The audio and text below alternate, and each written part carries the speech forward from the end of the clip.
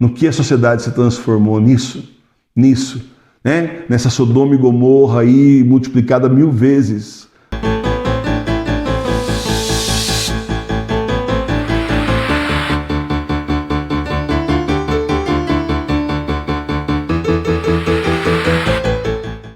Profecias do Fim do Mundo.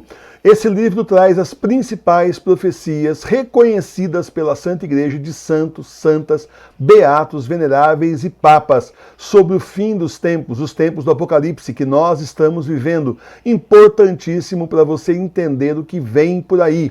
O livro Profecias do Fim do Mundo está na loja Sagrada Face, www.lojasagradaface.com.br, em tiragem limitada. Adquira logo o seu.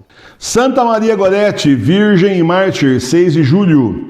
O Santo Padre Pio XII, no dia 24 de junho de 1950, canonizou Maria Gorete, angelical, jovem italiana e mártir da castidade aos 12 anos. Maria Gorete, a Santa Inês do século XX, é um modelo perfeito de amor à virgindade. Em Corinaldo, pequena povoação da Itália, a 50 quilômetros de Ancona, nasceu Maria Gorete dia 16 de outubro de 1890, sendo seus pais Luiz Gorete e Assunção Carlini, que chegaram a educar 7 filhos em meio de dificuldades econômicas da vida. Como bons cristãos, sabiam confiar na providência do Pai Celestial que está no céu. Em busca de sustento, percorreram vários povoados e aldeias, se estabelecendo finalmente em Ângulo Pontinho, onde, a 6 de maio de 1900, faleceu o pai de nossa heroína. Naquela situação trágica, Maria Gorete, que apenas contava 9 anos de idade, ajudava sua mãe e procurava animá-la, dizendo: "Coragem, mamãe, a providência nos guardará. A senhora há de ver como iremos à frente." E a mãe, com o apoio da sua filhinha, se transformou na mulher forte da Sagrada Escritura. Após um ano que o pai havia falecido, conseguiram colher 300 quintais de trigo e 96 de favas, mas ao fazer as contas viram que faltavam 95 liras para pagar as dívidas. Nas circunstâncias de penúria e miséria em que viviam ainda em vida de seu marido, para que pudessem vencer as dificuldades financeiras, uniram-se com a família Serenelli, composta do pai viúvo chamado João, com 60 anos, e de 2 filhos, Gaspar e Alexandre. Terrível batalha. Dia 5 de julho de 1902, pela tarde, sob um calor sufocante, achavam-se Assunção, mãe de Maria, e Alexandre Serenelli trabalhando no campo de favas a guiar 2 barrosi, ou arados puxados por bois. Maria Gorete se achava, porém, em casa a costurar uma camisa, como lhe havia pedido Alexandre. Em dado momento já premeditado, Alexandre vai visitar Maria Gorete, dando qualquer desculpa à sua mãe para que ficasse sozinha trabalhando com o arado. E assim fez. Com a alma cheia de sensualidade, Alexandre chamou por Maria, e o rapaz já se havia munido de uma barra de aço de uns 24 centímetros, afiada na ponta como um estilete, e que ele deixara em uma mesa próxima. Maria começou a tremer, pois, conforme declarações posteriores do próprio assassino, ele havia tentado seduzi-la 2 vezes e a jovem conseguira escapar de suas garras, enquanto cobria seu rosto cheio de rubor pelas atrevidas propostas que em sua inocência não podia compreender. Alexandre, ao ver que Maria não queria acudir ao chamado, em um abrir e fechar de olhos, a tomou violentamente pelos braços, tapou-lhe a boca com a mão, arrastou-a para dentro, enquanto fechava a porta com um pontapé. Diz o processo canônico que Maria Gorete, aquela débil menina de 12 anos incompletos, encontrou forças para lutar como um leão somente para defender o tesouro querido de sua vida, e dizendo a ele que era pecado o que ele está fazendo, que ele ia para o inferno, avisando que ele ia. Isso tudo está no processo dito aí pelo próprio assassino.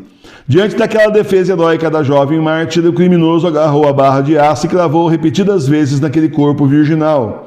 Maria, com uma expressão que enterneceria as próprias pedras, exclamava: meu Deus, estou morrendo", e chamava por sua mãe. Alexandre pensou que ela estivesse morta. Maria, porém, que ainda vivia, começou a pedir socorro a João, o pai do assassino. Então Alexandre, em seu furor diabólico, apertou a garganta da virgem cristã, desferindo novos golpes com a arma homicida, deixando-a novamente como se estivesse morta. Maria conseguira a maior batalha da sua vida, conservar a virgindade. Acudiram logo Maria Teresa Cimarelli e outras testemunhas, e até a própria mãe da vítima. "Maria, minha filha, que aconteceu? Quem foi? Diga-me, exclamou sua mãe, surpreendida e emocionada. Foi Alexandre. E por que ele fez isso? Ele queria fazer coisas más e eu não quis e não deixei. E o criminoso, poucas horas depois, era levado à prisão entre gritos furiosos dos vizinhos que o queriam linchar. A pobre vítima ficou quase despedaçada. Conforme o documento da autópsia, tinha 14 feridas, 9 das quais eram profundas, com lesões no coração, pulmão esquerdo do diafragma, intestino delgado, ilíaco e mesentério. Foi um verdadeiro milagre ainda viver durante 24 horas. Levaram-na para o hospital dos irmãos de São João de Deus em Netuno. Os médicos tudo fizeram para salvar aquela vida, a sofrer 2 horas de verdadeiro martírio, enquanto durou a laparotomia, único recurso, porque não lhe foi possível aplicar anestesia devido a seu estado não permitir. Naquela mesma noite, Maria foi inscrita na congregação das Filhas de Maria, osculando a medalha com verdadeira alegria, em meio à dor que queimava os débeis membros daquela terna açucena. Alma heróica. Na manhã seguinte, domingo, 6 de julho, recebeu a Sagrada Comunhão. Foi comovente a cena que se passou. Sua mãe lhe perguntou: Maria, minha filha, você perdoa de todo o coração ao seu assassino? E ela respondeu: sim, perdoo. Lá no céu rogarei para que ele se arrependa. Ainda mais, quero que ele esteja junto de mim na eterna glória. O sacerdote que assistia aquela cena, perguntando também se Maria perdoava, recebeu as mesmas respostas e, comovido, derramou ardentes lágrimas de consolo. E a verdade é que Maria conseguiu seu intento, porque no processo canônico para a beatificação aparece entre as primeiras testemunhas Alexandre Serenelli, disposto a não afastar nenhuma humilhação de sua própria pessoa, com tal que fosse para a glória de sua vítima e hoje sua protetora no céu. Hoje esse livro foi escrito no começo do século XX, então provavelmente já não existe mais, né? E aquela flagrante açucena deixou de existir às 15h45 do dia 6 de julho de 1902. Seu enterro não foi um funeral, mas sim um verdadeiro triunfo. Os restos mortais dessa humilde camponesa italiana repousavam desde 1926 no belo mausoléu de Zaccagnini, erigido para ela no Santuário de Nossa Senhora das Graças, em Netuno.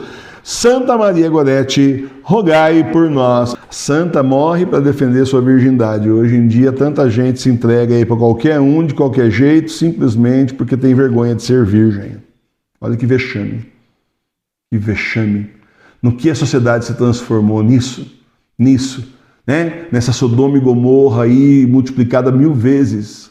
Olha, eu tenho certeza que, como disse Jesus, viu, no dia do juízo final, Sodoma e Gomorra vão ter mais misericórdia da parte de Deus do que o nosso tempo, o nosso mundo como está hoje. Do jeito que a devassidão está aí. Tem moças que elas acham assim, a coisa mais vergonhosa do mundo ser virgem, então se entregam a qualquer um para não ser mais virgem. Depois, em vez de ter vergonha na cara, ainda sai dizendo: eu perdi, não sou mais.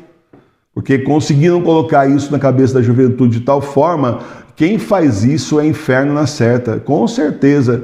Quem colocou, deformou aí toda a parte cultural, aqueles, porque não é obra de uma pessoa só, é orquestrada pelo demônio, né? A ponto de chegar nesse ponto de imoralidade na sociedade, com certeza está no inferno e só falta morrer. Apesar que vários deles já morreram e com certeza estão no inferno. Mas assim, nos piores lugares, né?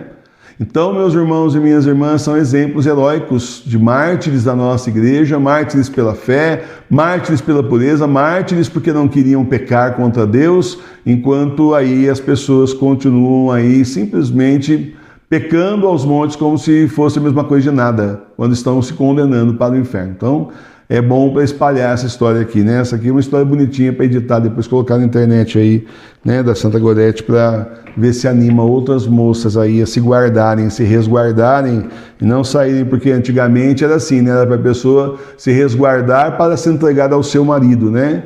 E não simplesmente sair com a galera do Corinthians inteira e depois querer que todo mundo aceite que ela já passou, que nem vassoura de mão em mão, não é verdade? Então, tem tudo isso. Essa aí é a sociedade que nós estamos vivendo agora, que já na década de 60 não era tudo isso, na década de 40 com James Dean e tudo mais também não era lá essa beleza, mas vou contar para vocês, há 100 e poucos anos atrás, há 100 anos atrás, por aí, 100 e poucos anos atrás, a moça só namorava na janela, Namoro era assim, na janela, o rapaz ia pedir namoro, se ele já tivesse condição de promover o casamento, era 1 ano no máximo de noivado e casamento, e assim, o começo do namoro era na janela da rua com a mãe do lado. Depois disso, se noivava, era admitido na casa, no sofá da casa, com o pai e a mãe do lado. Pra ter certeza que não ia fazer burrada. Depois, olha o que deu aí, ó. A bagunça que deu aí.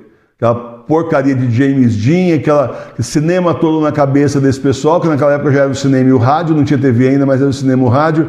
Olha a porcaria que deu. Gerações e gerações se perdendo até chegar na pornografia na ponta do dedo na internet. Porque antigamente, o sujeito para comprar uma revista pornográfica, ele tinha que entrar, passava muita vergonha, né? Ele tinha que entrar assim, numa banca de jornal e puxar o cara do lado, fazer uma amizade com o dono ali para comprar, porque ficava escondido debaixo do balcão, guardado no armário lá, que não era para todo mundo ver, e sair com aquilo debaixo da blusa, né? No saco, ali na sacolinha. Antigamente era assim, né? Agora, hoje em dia, não, né? Hoje em dia, simplesmente, é essa falta de vergonha total que a gente vê aí. Simplesmente, na ponta do dedo, a pessoa está vendo pornografia. Você acha que ele está lendo notícia e está vendo pornografia. Vai no banheiro com o celular. Vem rezar com a gente. Todo dia, 18 horas, nós temos o Santo Terço ao vivo, com formação, inclusive, estudo bíblico. Também, todo domingo, 9 horas da manhã, temos comunhão espiritual na nossa celebração litúrgica, chamada Encontro com Jesus. Continue sendo católico aí como nós, na sua casa, na sua igreja doméstica. Vem rezar com a gente na paróquia Sagrada Face de Tours, a paróquia espiritual das igrejas domésticas. Eu espero você aqui, faça como centenas de pessoas no Brasil e no mundo estão fazendo, e vem rezar com a gente.